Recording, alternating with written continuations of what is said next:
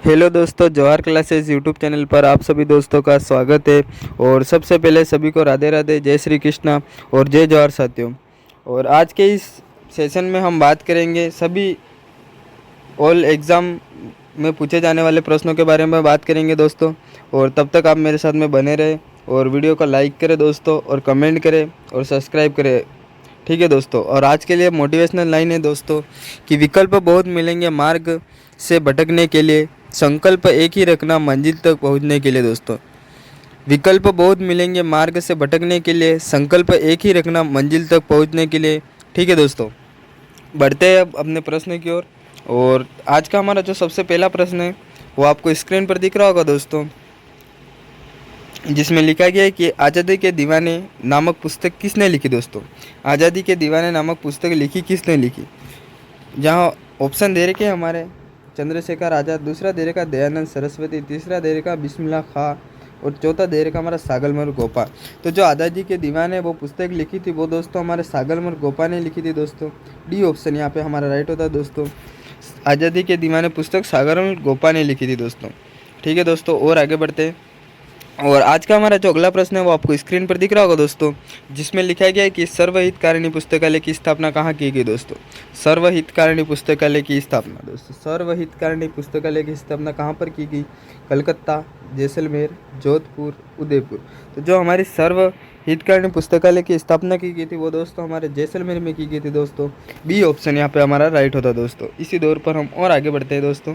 और आज का हमारा अगला प्रश्न है वो आपको स्क्रीन पर दिख रहा होगा दोस्तों, जिसमें लिखा गया है कि गोपाल स्वरूप पाठक आयोग का गठन किया गया। दोस्तों, गोपाल स्वरूप आयोग का गोपाल स्वरूप पाठक आयोग का गठन कब किया गया था। दोस्तों, बिजोलिया किसान आंदोलन की जांच के लिए किया गया, या फिर सागरमल गोपा हत्याकांड की जांच के लिए किया गया, या फिर होर्डिंग बम विस्फोटन की जांच के लिए किया गया, या उपयुक्त तो कोई नहीं। तो जो गोपाल स्वरूप पाठक आयोग का गठन किया गया था वो दोस्तों हमारे सागरमल गोपा हत्याकांड की जांच के लिए किया गया था दोस्तों। बी ऑप्शन यहाँ पे हमारा राइट होता है दोस्तों। इसी दौर पर हम और आगे बढ़ते हैं दोस्तों। और आज का हमारा जो चौथा प्रश्न है वो आपको स्क्रीन पर दिख रहा होगा दोस्तों, जिसमें लिखा गया है कि शेर ए राजस्थान के नाम से किसे जाना जाता है। दोस्तों, शेर ए राजस्थान के नाम से किसे जाना जाता है। दोस्तों, सागरमल गोपा को जाना जाता है, या फिर विजय सिंह पथिक को, या फिर जय नारायण व्यास को, या फिर उपयुक्त तो कोई नहीं। तो जो हमारा शेर है राजस्थान के नाम से जाना जाता है वो दोस्तों हमारे जय नारायण व्यास को जाना जाता है दोस्तों। जय नारायण व्यास को शेर है राजस्थान के नाम से जाना जाता है दोस्तों। और आगे बढ़ते हैं। और आज का जो हमारा अगला प्रश्न है वो आपको स्क्रीन पर दिख रहा होगा दोस्तों, जो जय नारायण व्यास ने पहला विधानसभा चुनाव कहाँ से सीट लड़ी थी। दोस्तों, जो जय नारायण व्यास ने पहला विधानसभा चुनाव सीट कहाँ से लड़ी थी। दोस्तों, जोधपुर और बीकानेर से, या फिर जोधपुर और नागौर से, या फिर जोधपुर और जालौर से, या फिर जोधपुर और जैसलमेर से। जो जय नारायण व्यास ने पहली विधानसभा चुनाव सीट लड़ी थी वो दोस्तों हमारे जोधपुर और जालौर से लड़ी थी दोस्तों। यहाँ पर हमारा सी ऑप्शन राइट हो जाता है दोस्तों। इसी दौर पर हम और आगे बढ़ते हैं दोस्तों। और आज का जो हमारा अगला प्रश्न है वो आपको स्क्रीन पर दिख रहा होगा दोस्तों, जिसमें लिखा गया है कि विजय सिंह पथिक व गोपाल सिंह खरवा को सशस्त्र क्रांति के आरोप में किस जेल में कैद किया गया। दोस्तों, पहला ऑप्शन दे रखा हमारा हाजरीबाग जेल, दूसरा दे रखा हमारा बरेली जेल, यहाँ पर ऑप्शन दे रखे हमारा ए और बी दोनों, और चौथा ऑप्शन दे रखा हमारा टोडगढ़ जेल। जो विदेशी पथिक व गोपाल सिंह खरवा को सशस्त्र क्रांति के आरोप में टोडगढ़ जेल के अंदर कैद किया गया था दोस्तों। डी ऑप्शन यहाँ पे हमारा राइट होता है दोस्तों। और आगे बढ़ते हैं। और जो आज का हमारा अगला प्रश्न है वो आपको स्क्रीन पर दिख रहा होगा दोस्तों, जिसमें लिखा गया है कि जमनालाल बजाज को सर्वप्रथम गांधी जी का पांचवा पुत्र कब कहा। दोस्तों, किस अधिवेशन के अंतर्गत कहा गया था। दोस्तों, ये हमारा प्रश्न है आज का। जमनालाल बजाज को सर्वप्रथम गांधी जी का पांचवा पुत्र कब कहा गया। दोस्तों, कलकत्ता अधिवेशन 1720, या फिर नागपुर अधिवेशन 1920, या फिर अमृत अधिवेशन 1919, या फिर अहमदाबाद अधिवेशन 1921। तो ये हमारे नागपुर अधिवेशन 1920 बी ऑप्शन यहाँ पे राइट होता है दोस्तों।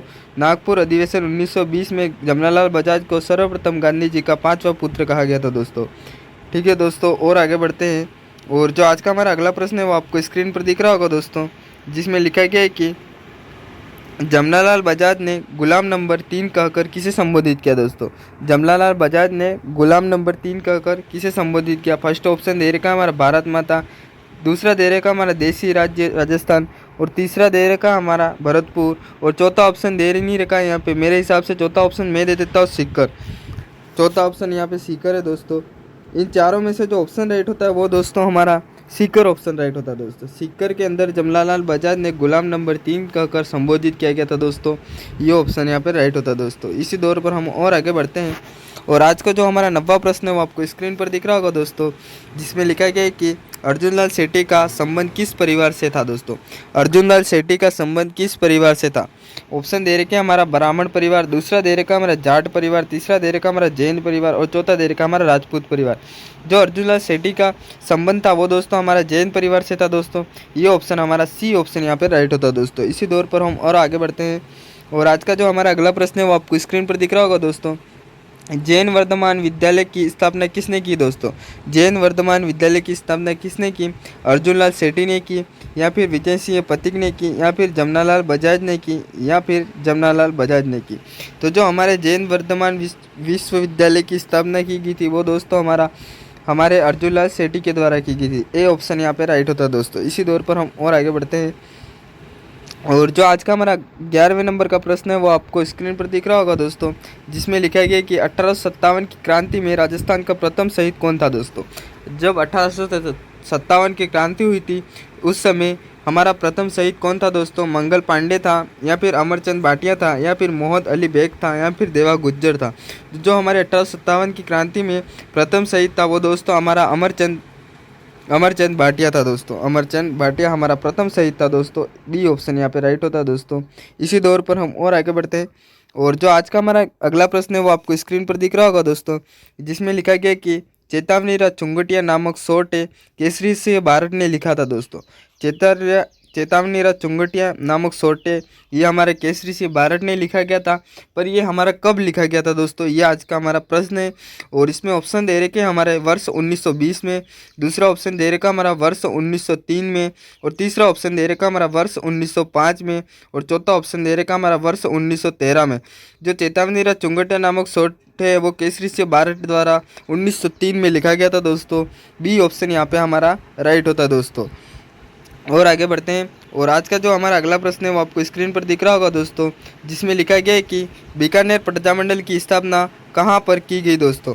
बीकानेर प्रजामंडल की स्थापना कहाँ पर की गई थी दोस्तों। बीकानेर में, या फिर जैसलमेर में, या फिर कलकत्ता में, या फिर जोधपुर में। तो जो हमारे बीकानेर प्रजामंडल की स्थापना की गई थी वो दोस्तों हमारे कलकत्ता में की गई थी दोस्तों। यहाँ पे हमारा सी ऑप्शन राइट होता है दोस्तों। कलकत्ता ऑप्शन राइट होता है दोस्तों। इसी दौर पर हम और आगे बढ़ते हैं दोस्तों, और जो आज का हमारा अगला प्रश्न है वो आपको स्क्रीन पर दिख रहा होगा दोस्तों, जिसमें लिखा गया है कि मेवाड़ प्रजामंडल का प्रथम अधिवेशन कहाँ हुआ दोस्तों। जो मेवाड़ प्रजामंडल थी उसका प्रथम अधिवेशन किस जगह पर हुआ था दोस्तों। चित्तौड़गढ़ में हुआ था, या फिर राजसमंद में हुआ था, या फिर भीलवाड़ा में, या फिर उदयपुर में। जो मेवाड़ प्रजामंडल का प्रथम अधिवेशन हुआ था वो हमारे उदयपुर में हुआ था दोस्तों। डी ऑप्शन यहाँ पे राइट होता है दोस्तों। इसी दौर पर हम और आगे बढ़ते हैं दोस्तों, और आज का हमारा जो अगला प्रश्न है वो आपको स्क्रीन पर दिख रहा होगा दोस्तों, जिसमें लिखा गया कि पूनावाड़ा घटना किस प्रजामंडल से संबंधित है दोस्तों। जो हमारी पूनावाड़ा की घटना है वो हमारी कौन से प्रजामंडल से संबंधित है दोस्तों। डूंगरपुर से संबंधित है, या फिर कुशलगढ़ से, या फिर प्रतापगढ़ से, या फिर सिरोही से।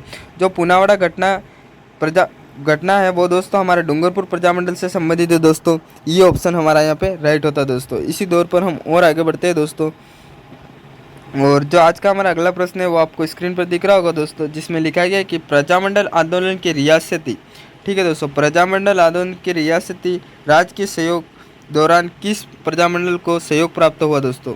ये प्रश्न थोड़ा आगे पीछे हो गया, मैं वापस पढ़ता हूँ। प्रजामंडल आंदोलन के रियासती राजकीय सहयोग किस प्रजामंडल के दौरान सहयोग प्राप्त हुआ दोस्तों। झालावाड़, कोटा, बांसवाड़ा, शाहपुरा।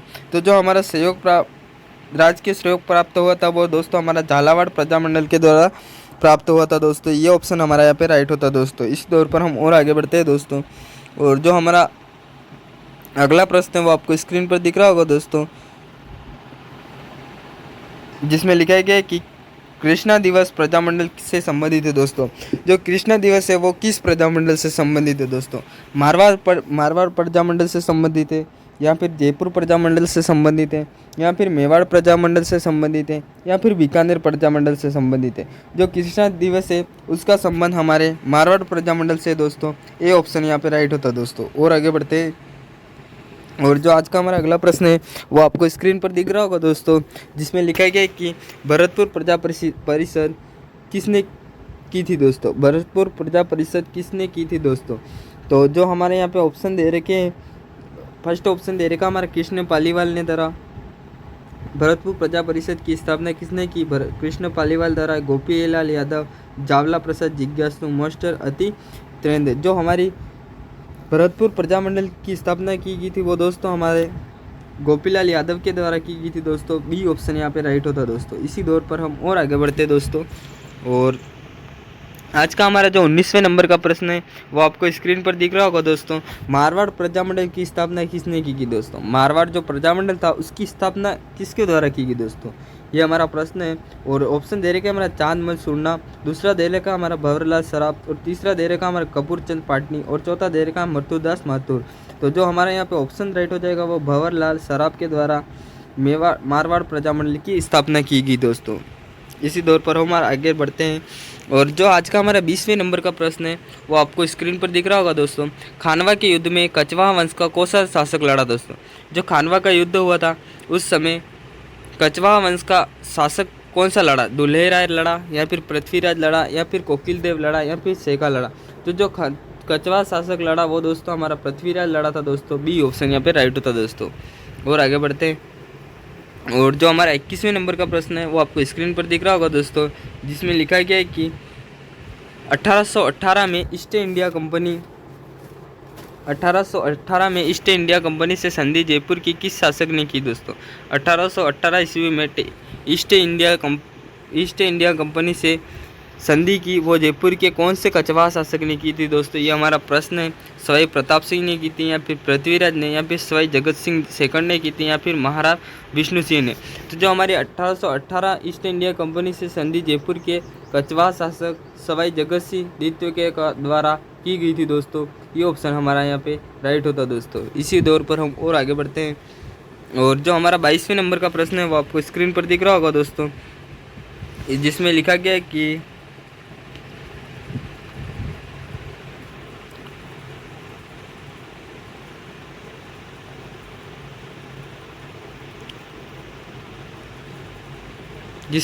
कि मुगल सम्राट बहादुर शाह ने किस शासक के समय आमेर पर अधिकार किया था दोस्तों। मुगल सम्राट बहादुर शाह ने किस शासक के समय आमेर पर अधिकार किया था दोस्तों। यहाँ पर ऑप्शन दे रखे हैं हमारा मिर्जा राजा जय सिंह, सवाई जय सिंह सेकंड, जय सिंह तृतीय, या फिर जगत सिंह प्रथम। तो जो हमारे यहाँ पे ऑप्शन राइट हो जाता है वो दोस्तों इस प्रश्न का उत्तर आप मुझे कमेंट बॉक्स में करें। मैं हमेशा रोज़ एक प्रश्न देता हूँ पर कोई कमेंट नहीं आते हैं मेरे हिसाब से, और मैं देखता हूँ आज इस प्रश्न पे 22वें नंबर का प्रश्न है, और इसके उत्तर आप कमेंट में करें दोस्तों, ढूंढ कर कहीं से भी करें दोस्तों। ये प्रश्न आज आपके लिए दोस्तों, ठीक है दोस्तों। और आगे बढ़ते, और आज का हमारा 23वां प्रश्न है वो आपको स्क्रीन पर दिख रहा होगा दोस्तों, जिसमें लिखा गया है कि सवाई प्रताप सिंह ने बुद्ध प्रकाश की उपाधि से सम्मानित किया था दोस्तों।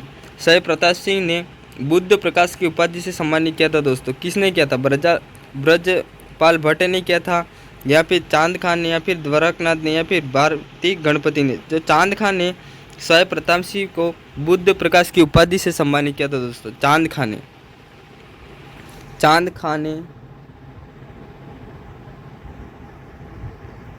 ने सवाई प्रताप सिंह को बुद्ध प्रकाश की उपाधि से सम्मानित किया था। जो ऑप्शन राइट होता है वो दोस्तों बी ऑप्शन यहाँ पे राइट होता है दोस्तों, बी ऑप्शन, ठीक है दोस्तों। और आगे बढ़ते हैं, और आज का जो हमारा 24वें नंबर का प्रश्न है वो आपको स्क्रीन पर दिख रहा होगा दोस्तों, जिसमें लिखा गया है कि कृष्णा कुमारी विवाह विवाद से आमेर शासक कौन था दोस्तों। कृष्णा कुमारी विवाद से आमेर का शासक कौन था दोस्तों, ये हमारा प्रश्न है। और ऑप्शन दे रखे हैं हमारा मिर्जा राजा जय सिंह, और सवाई प्रताप सिंह, सवाई राम सिंह, और सवाई जगत सिंह। जो सवाई प्रताप सिंह थे उनको गद्दर्व 22 की उपाधि भी प्राप्त थी दोस्तों। और जो हमारा यहाँ पे ऑप्शन राइट हो जाता है वो दोस्तों सवाई जगत सिंह राइट हो जाता है दोस्तों। सवाई जगत सिंह, डी ऑप्शन यहाँ पे राइट होता है दोस्तों। कृष्णा कुमारी विवाह संबंधित आमेर का शासक सवाई जगत सिंह था दोस्तों। और आगे बढ़ते हैं। और आज का हमारा 26वां प्रश्न है वो आपको स्क्रीन पर दिख रहा होगा दोस्तों। रामसनेही संप्रदाय की रेण शाखा के प्रवर्तक कौन थे दोस्तों? रामसनेही संप्रदाय के रेण शाखा के प्रवर्तक कौन थे? संत रामचरण जी, संत हरिराम दास जी, संत रामदास जी या फिर संत दरियाव जी। जो रामसनेही संप्रदाय के रेण शाखा के प्रवर्तक थे वो दोस्तों संत दरियाव जी थे दोस्तों। डी ऑप्शन यहाँ पे हमारा राइट होता दोस्तों। और आगे बढ़ते हैं। और आज का जो हमारा अगला प्रश्न है वो आपको स्क्रीन पर दिख रहा होगा दोस्तों, और जिसमें लिखा गया कि दादू जी की गुफा कहाँ पर स्थित है दोस्तों? दादू जी की गुफा कहाँ पर स्थित है? बीकानेर में, जोधपुर में, नारायणा में या अजमेर में? तो जो दादू जी की गुफा है वो नारायणा, फुलेरा, अजमेर में, नारायणा में स्थित है दोस्तों। सी ऑप्शन यहाँ पे हमारा राइट होता दोस्तों। और आज का जो हमारा अगला प्रश्न है, संत दादू पंथ के सत्संग स्थल कहलाते दोस्तों। संत दादू पंथ के सत्संग स्थल को क्या कहा जाता है दोस्तों? अलख दरीबा, खालसा, उत्तरादय स्तंभकारी या प्रवचन? तो अलख दरीबा कहा जाता है दोस्तों। दादू पंथ के सत्संग स्थल को अलख दरीबा कहा जाता है दोस्तों। ये ऑप्शन हमारा यहाँ पे राइट होता है दोस्तों।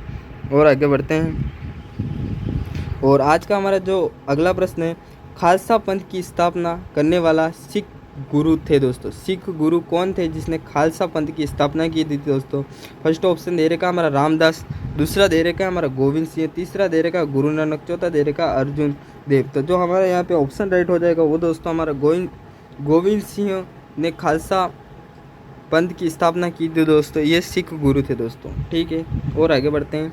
और आज का हमारा जो 30 नंबर का प्रश्न है वो आपको स्क्रीन पर दिख रहा होगा दोस्तों, जिसमें लिखा गया है कि निम्नलिखित में से दर्जी समुदाय अपना आराध्य संत मानते थे दोस्तों। दर्जी समुदाय किस संत को आराध्य संत मानते थे? संत पीपा, संत रेदास, संत धन्ना, संत सुंदरदास। तो जो दर्जी समुदाय के लोग आराध्य संत मानते थे वो दोस्तों संत पीपा जी को मानते थे दोस्तों। ठीक है दोस्तों, और आगे बढ़ते हैं। और आज का जो हमारा अगला प्रश्न है वो आपको स्क्रीन पर दिख रहा होगा दोस्तों, जिसमें लिखा गया है कि निम्नलिखित में से कौन सा संप्रदाय हंस संप्रदाय से नाम से जाना जाता है दोस्तों?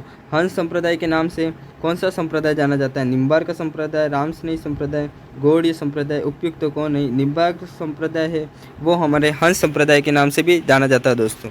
और आगे बढ़ते हैं। और जो आज का हमारा 32वें नंबर का प्रश्न है वो आपको स्क्रीन पर दिख रहा होगा दोस्तों, जिसमें लिखा गया कि राजस्थान का लाइम स्टोन डिस्ट्रिक्ट किसे कहा जाता है दोस्तों? राजस्थान का लाइम स्टोन डिस्ट्रिक्ट किसे कहा जाता है? झुंझुनू को या फिर उदयपुर को या फिर चित्तौड़गढ़ को या फिर बांसवाड़ा को? तो जो हमारे कहा जाता है वो दोस्तों हमारे चित्तौड़गढ़ को लाइम स्टोन डिस्ट्रिक्ट के नाम से भी जाना जाता है दोस्तों। और आगे बढ़ते हैं। जो आज का हमारा 33वें नंबर का प्रश्न है वो आपको स्क्रीन पर दिख रहा होगा दोस्तों, जिसमें लिखा गया कि सरस्वती और भाग्यम तेल के कुएँ कौन से जिले में है दोस्तों? सरस्वती और भाग्यम जो तेल के कुएँ वो दोस्तों हमारे कौन से ज़िले में है दोस्तों? सरस्वती और भाग्यम तेल के कुएँ कहाँ पर स्थित है दोस्तों? ये हमारा प्रश्न है। और यहाँ पर ऑप्शन दे रखे हैं हमारे बीकानेर, जोधपुर, जैसलमेर और बाड़मेर। जो हमारा सरस्वती और भाग्यम तेल के कुएँ वो दोस्तों हमारे बाड़मेर में स्थित है दोस्तों। ये ऑप्शन हमारा यहाँ पे राइट होता है दोस्तों। और आगे बढ़ते हैं। चांदी के लिए कौन सी खान जानी जाती है दोस्तों? चांदी के लिए कौन सी खान जानी जाती है? खेतड़ी, झुंझुनू जानी जाती है, फिर जावर, उदयपुर या फिर पलाना, बीकानेर या फिर राजगढ़, अजमेर? जो चांदी के लिए जानी जाती है वो दोस्तों जावर में उदयपुर को जाना जाता है दोस्तों। ठीक है दोस्तों, बी ऑप्शन राइट होता है यहाँ पे। और आगे बढ़ते हैं। और आज का हमारा जो 35वें नंबर का प्रश्न है वो आपको स्क्रीन पर दिख रहा होगा दोस्तों, जिसमें लिखा गया है कि मेंटल ऑफ गुड होप किस खनिज को कहा जाता है दोस्तों? मेंटल ऑफ गुड होप किस खनिज को कहा जाता है? मैग्नीज को, तांबड़ा को, यूरेनियम को, वेल्फिकुलाइट को? तो जो हमारा मेंटल ऑफ गुड होप कहा जाता है वो दोस्तों हमारा यूरेनियम को कहा जाता है दोस्तों। ये ऑप्शन हमारा यहाँ पे राइट होता है दोस्तों। और आगे बढ़ते हैं। और आज का जो हमारा अगला प्रश्न है वो आपको स्क्रीन पर दिख रहा होगा दोस्तों, राजस्थान में वोलोस्टोनाइट कहाँ पाया जाता है दोस्तों? जो राजस्थान में वोलोस्टोनाइट है वो कहाँ पर पाया जाता है दोस्तों? भीलवाड़ा, सीकर, जयपुर, जालोर, भीलवाड़ा, बीकानेर और या सिरोही, उदयपुर? जो हमारा वोलोस्टोनाइट है वो दोस्तों हमारा सिरोही और उदयपुर में पाया जाता है दोस्तों, राजस्थान में। ये ऑप्शन हमारा यहाँ पे राइट होता है दोस्तों। और आगे बढ़ते हैं। और आज का जो हमारा 37वें नंबर का प्रश्न है वो आपको स्क्रीन पर दिख रहा होगा दोस्तों, गंधक का तेजाब और उर्वरक बनाने की खनिज का उपयोग किया जाता है दोस्तों। गंधर्व का तेजाब और उर्वरक बनाने में किस खनिज का प्रयोग किया जाता है दोस्तों? ऑप्शन दे रखे हमारा क्वार्ट्ज, और दूसरा दे रखा है कैलेसाइट, और तीसरा दे रखा हमारा पाराइट्स। जो हमारा पाराइट्स है ये ऑप्शन हमारा राइट होता है। पाराइट्स के द्वारा गंधक का तेजाब और उर्वरक बनाने की खनिज का उपयोग किया जाता है दोस्तों। ये ऑप्शन हमारा राइट होता है। और आगे बढ़ते हैं। और आज का जो हमारा अगला प्रश्न है वो आपकी स्क्रीन पर दिख रहा होगा दोस्तों, जिसमें लिखा गया है कि राजस्थान में मानसून का सर्वाधिक ठहराव कहाँ पर होता है दोस्तों। राजस्थान में मानसून का सर्वाधिक ठहराव कहाँ पर होता है। जैसलमेर, माउंट आबू, झालावाड़, चूरू। जो हमारा ठहराव होता है सर्वाधिक मानसून का, वो हमारा दोस्तों माउंट आबू में होता है दोस्तों। ये ऑप्शन हमारा यहाँ पे राइट होता है दोस्तों। और आगे बढ़ते हैं। और जो आज का हमारा अगला प्रश्न है वो आपको स्क्रीन पर दिख रहा होगा दोस्तों। राजस्थान में सर्वाधिक वर्षा वाला संभाग है दोस्तों। राजस्थान में सर्वाधिक वर्षा कौन से संभाग में होती है दोस्तों। पहले 7 संभाग थे, वर्तमान में हमारे 10 संभाग है दोस्तों। यहाँ पर ऑप्शन दे रहे कि हमारा भरतपुर, कोटा, जोधपुर, बीकानेर। तो जो हमारा भरतपुर में होगा, कोटा में होगा, जोधपुर में होगा, बीकानेर में सर्वाधिक संभाग वाला जिला है वो दोस्त, संभाग वाला क्षेत्र संभाग है वो दोस्तों हमारा कोटा संभाग में सर्वाधिक वर्षा होती है दोस्तों। और आगे बढ़ते हैं। और आज का हमारा 40वें नंबर का प्रश्न वो आपको स्क्रीन पर दिख रहा होगा दोस्तों। पुष्कर की पहाड़ियों में भारी वर्षा होती है तो बाढ़ कौन से स्थान पर आती है दोस्तों। जो पुष्कर की पहाड़ियाँ हैं उन पर ज़्यादातर बरसात होती है, तो बाढ़ कहाँ पर आती है दोस्तों। पाली में आती है, बालोतरा में आती है, फिर अजमेर में आती है, फिर नागौर में आती है। जो हमारी सर्वाधिक पुष्कर में भारी वर्षा होने के कारण सर्वाधिक बाढ़ आएगी वो दोस्तों हमारे बालोतरा में आएगी दोस्तों। ये ऑप्शन हमारे यहाँ पे राइट होता है दोस्तों। और आगे बढ़ते हैं। और जो आज का हमारा अगला प्रश्न है वो आपको स्क्रीन पर दिख रहा होगा दोस्तों। राज्य में सबसे कम वर्षा वाला स्थान कौन सा है दोस्तों। राज्य में सबसे कम वर्षा वाला स्थान कौन सा है। समगांव, फलोदी, बालोतरा, तारानगर। तो जो हमारा समगांव है वहाँ पर सबसे कम वर्षा होती है दोस्तों। ये ऑप्शन हमारा यहाँ पे राइट होता है दोस्तों। और आगे बढ़ते हैं। और आज का हमारा जो 42वें नंबर का प्रश्न है वो आपको स्क्रीन पर दिख रहा होगा दोस्तों, जिसमें लिखा गया कि अरब सागरीय मानसून का सर्वाधिक ठहराव कौन से जिले में होता है दोस्तों। अरब सागरीय मानसून का सर्वाधिक ठहराव होता है वो कौन सी जगह पर होता है। बांसवाड़ा, सिरोही, झालावाड़, कोटा। तो जो हमारा अरब सागर से मानसून का सर्वाधिक ठहराव होता है वो दोस्तों हमारा सिरोही में होता है दोस्तों। अरब सागरीय मानसून का सर्वाधिक ठहराव पूछे तो वो हमारा सिरोही ऑप्शन राइट होगा दोस्तों। और आगे बढ़ते हैं। और जो हमारा आज का अगला प्रश्न है वो आपको स्क्रीन पर दिख रहा होगा दोस्तों, जिसमें लिखा गया है कि हवा के साथ तापमान में परिवर्तन और वर्षा का होना क्या कहा जाता है दोस्तों। हवा के साथ साथ में ताप में परिवर्तन और वर्षा का होना क्या कहा जाता है। वायुदाब कहा जाता है, या फिर जलवायु, या फिर मानसून, या फिर ऋतु। तो जो हमारा कहा जाता है वो हमारा मानसून कहा जाता है दोस्तों। मानसून ऑप्शन हमारा राइट होगा। मानसून, हवा के साथ तापमान में परिवर्तन का होना मानसून कहा जाता है दोस्तों। और आगे बढ़ते हैं। और जो आज का हमारा अगला प्रश्न है आपको स्क्रीन पर दिख रहा होगा दोस्तों, जिसमें लिखा गया कि निम्नलिखित में से किस नदी का प्रवाह क्षेत्र केवल राजस्थान में है दोस्तों। निम्नलिखित में से जो नदियाँ दे रखी है उनमें से सिर्फ प्रवाह क्षेत्र केवल राजस्थान में है दोस्तों। और घग्गर नदी है यहाँ पर ऑप्शन दूसरा दे रखा लूणी, तीसरा दे रखा माही, चौथा दे रखा बनास। तो जो ऑप्शन राइट हो जाएगा वो दोस्तों बनास नदी का ऑप्शन राइट हो जाएगा दोस्तों। केवल राजस्थान में बनास नदी ही बहती है दोस्तों। ठीक है दोस्तों। और आगे बढ़ते हैं। और आज का जो हमारा 45वें नंबर का प्रश्न है वो आपको स्क्रीन पर दिख रहा होगा दोस्तों। निम्नलिखित में से नदी अपसादों में विलुप्त नदी का उदाहरण है दोस्तों।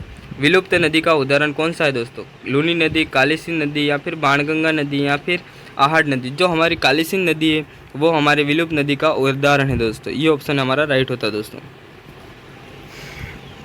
और आज का जो हमारा अगला प्रश्न है वो आपको स्क्रीन पर दिख रहा होगा दोस्तों, जिसमें लिखा गया है कि निम्नलिखित में से किस नदी के किनारे प्राचीनतम पशुपालन के अवशेष मिले दोस्तों। कांतली नदी के किनारे, या फिर कोठारी नदी के, या फिर रूपालेर नदी के, या फिर घग्गर नदी के। जो हमारे यहाँ पे ऑप्शन राइट हो जाएगा वो दोस्तों कोठारी नदी के किनारे पशुपालन के अवशेष मिले दोस्तों। ये ऑप्शन हमारा यहाँ पे राइट होता है दोस्तों। और आगे बढ़ते हैं। और जो आज का हमारा अगला प्रश्न है वो आपको स्क्रीन पर दिख रहा होगा दोस्तों, जिसमें लिखा गया कि निम्नलिखित में से किस जिले में 3 प्रकार का अफवाह तंत्र विकसित है दोस्तों। यहाँ पर जिले दे रखे हैं और प्रश्न पूछा गया कि 3 प्रकार का अफवाह तंत्र कहाँ पर है दोस्तों। उदयपुर में है, बीकानेर में है, जयपुर में, अजमेर में, या फिर झालावाड़ में। तो जो हमारा अजमेर में 3 प्रकार का अफवाह तंत्र विकसित है दोस्तों। ये ऑप्शन हमारा यहाँ पे राइट होता है दोस्तों। और निम्नलिखित में से किस नदी को झालावाड़ की शोक की संज्ञा दी गई है दोस्तों। ऑप्शन दे रखे हमारा चंबल नदी, दूसरा दे रखा बनास नदी, तीसरा दे रखा काली सिंध नदी, और चौथा दे रखा हमारा पार्वती नदी। जो हमारी झालावाड़ की शोक की नदी के नाम से जाना जाता है वो दोस्तों हमारे काली सिंध नदी को जाना जाता है दोस्तों। काली सिंध नदी को झालावाड़ की शोक की नदी के नाम से जाना जाता है दोस्तों। ठीक है दोस्तों। और आगे बढ़ते हैं। और जो आज का हमारा अगला प्रश्न है वो आपको स्क्रीन पर दिख रहा होगा दोस्तों। निम्नलिखित में से किस झील के किनारे कपिल मुनि की तपोस्थली स्थित है दोस्तों? कपिल मुनि की तपोस्थली कहाँ पर स्थित है दोस्तों? सिलसेट झील, कोलायत झील, फतेह सागर झील या पिछोला झील? जो कपिल मुनि की तपोस्व स्थली है वो दोस्तों कोलायत झील बीकानेर में स्थित है दोस्तों। और आगे बढ़ते हैं, और जो आज का हमारा अंतिम प्रश्न है वो आपको स्क्रीन पर दिख रहा होगा दोस्तों, जिसमें लिखा गया कि राजस्थान में सर्वाधिक खारे पानी की झील किस जिले में स्थित है दोस्तों? राजस्थान में सर्वाधिक खारे पानी की झील है वो कौन से जिले में स्थित है दोस्तों? बाड़मेर में है, या फिर नागौर में, या फिर जैसलमेर में, या फिर सीकर में? तो सर्वाधिक खारे पानी की झील है वो दोस्तों हमारे नागौर में है। ये ऑप्शन हमारा यार राइट होता दोस्तों। ठीक है दोस्तों, अगर हमारी वीडियो पसंद आई हो तो लाइक करना, कमेंट करना, सब्सक्राइब करना और ज़्यादा से ज़्यादा शेयर करना दोस्तों। मिलते हैं कल एक नेक्स्ट वीडियो के साथ में। सभी को थैंक्स दोस्तों।